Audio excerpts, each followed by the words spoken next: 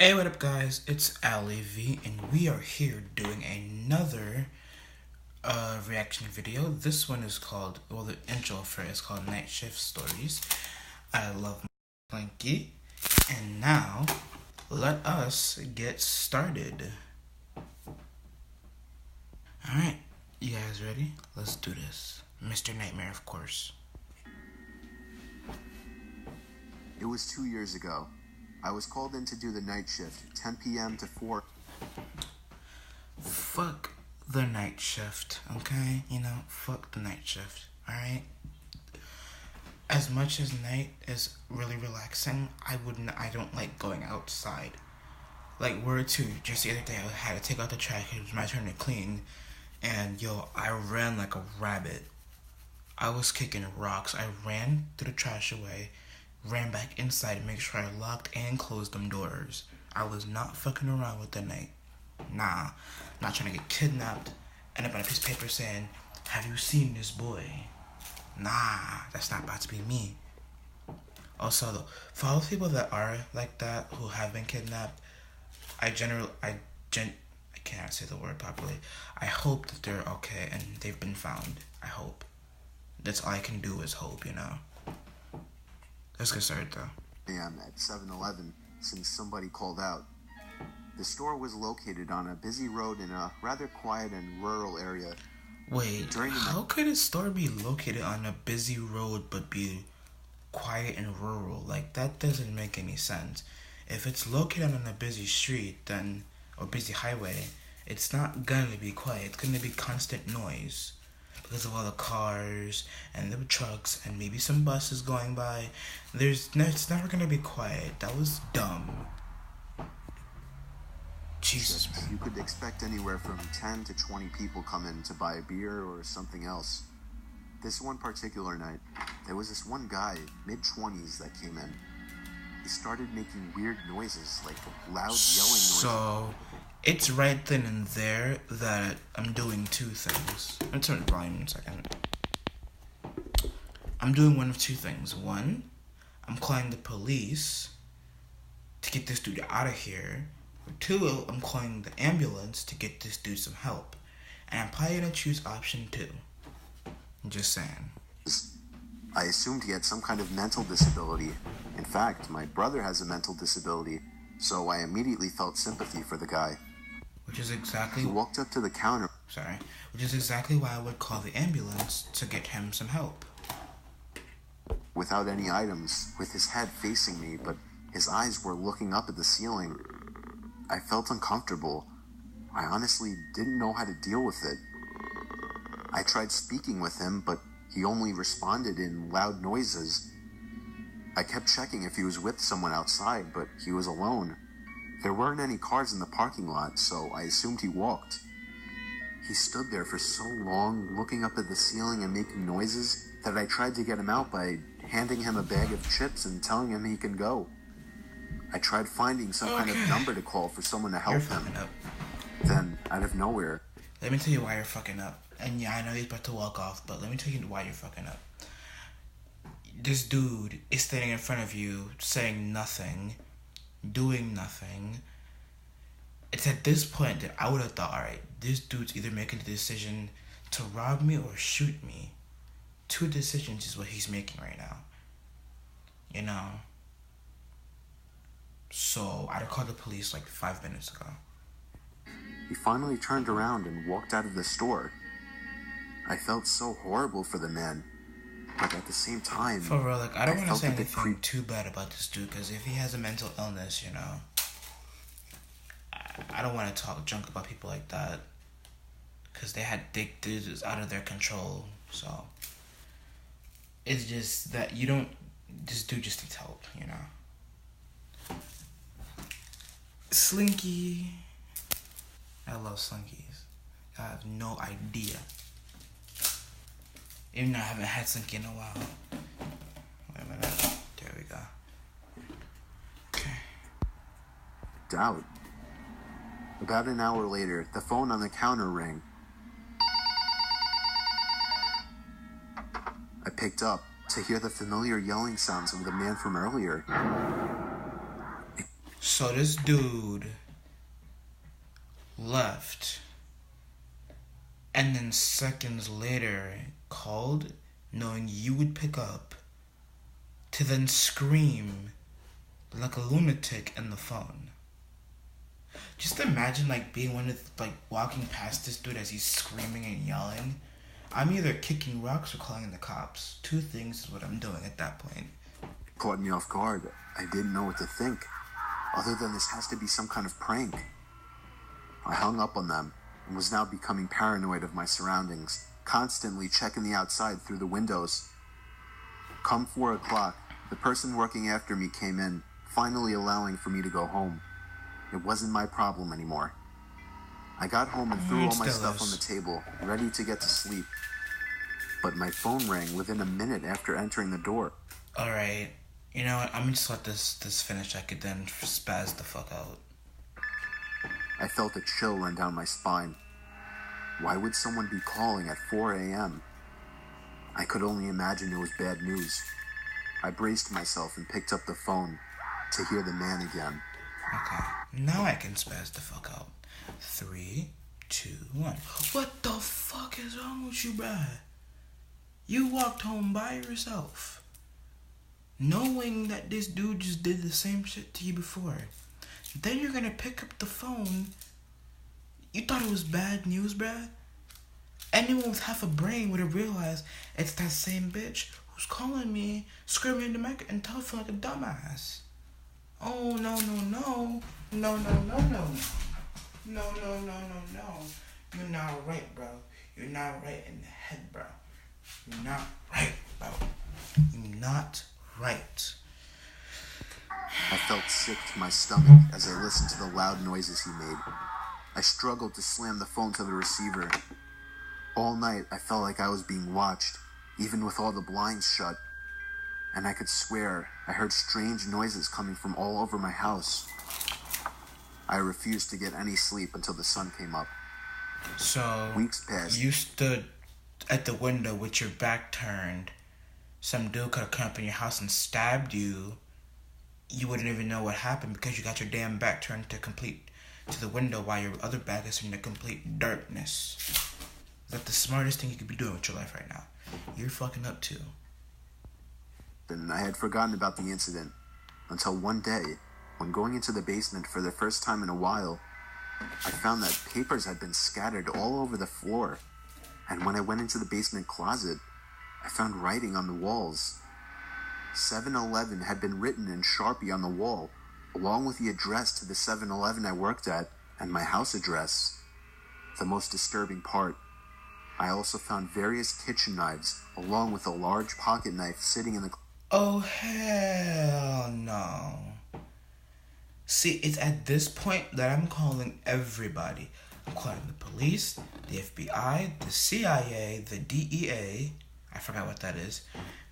Honestly. Really, bruh? Pocket knives. Writing on the wall, 7-Eleven, your address, and your phone number. Really? So now we're being a bunch of stalking assholes. Really? That really? Oh my god. So just... I'm about to curse it through in Jamaican, honestly. Closet. What started out as seemingly just an innocent person turning into something of a prank ultimately turned into something much more horrifying. He had been living down there for God knows how long, and I'm just grateful that, for whatever reason, he changed his mind and left, because I haven't seen or heard from him since. All I can say is that man is dangerously ill.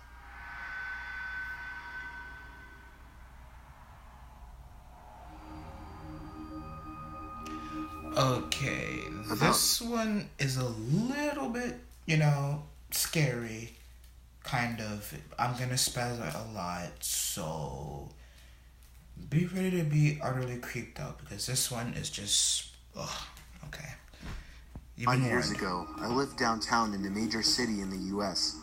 I've always been a night person, so I would often find myself bored after my roommate, who was decidedly not a night person, went to sleep. To pass the time, I used to go for long walks and spend the time thinking. I spent 4 years like that, walking alone at night, and never once had a reason to feel afraid. I always used to joke with my roommates that even the drug dealers in the city... As I forgot to tell you guys, next weekend, Saturday or Sunday, I'm going to be doing a video called Storytime. It's a new series on my channel I'm going to be starting where I talk about things that happen in my life, and I think I'm only going to make 3 videos. Only 3 really interesting things happened to me in my life that kind of, I feel like I need to talk about. It's not anything bad or anything like that, except the last one. The last one's kind of bad and funny at the same time. So, yeah, be ready for that next weekend, maybe. We'll see. Were polite. But all that changed in just a few minutes of one evening. It was a Wednesday, somewhere between 1 and 2 in the morning, and I was walking near a police-patrolled park quite a ways from my apartment. It was a quiet night, even for a weeknight, with very little traffic and almost no one on foot. The park, as it was most nights, was completely empty. I went down a short side street in order to loop back down my apartment when I first noticed him. At the far end of the street, on my side, was the silhouette of a man dancing. It was a strange dance, similar... So, any regular person, again, with half a brain, I keep doing that and forgetting that my face is like half of the screen. Any regular person with half a brain would have realized that this dude is either drunk and dangerous and would have kicked rocks that way. Just saying. ...to a waltz, but he finished each box with an odd forward stride. I guess you could say he was dance walking, headed straight for me. Deciding he was probably drunk, I stepped as close as I could to the road to give him the majority of the sidewalk to pass me.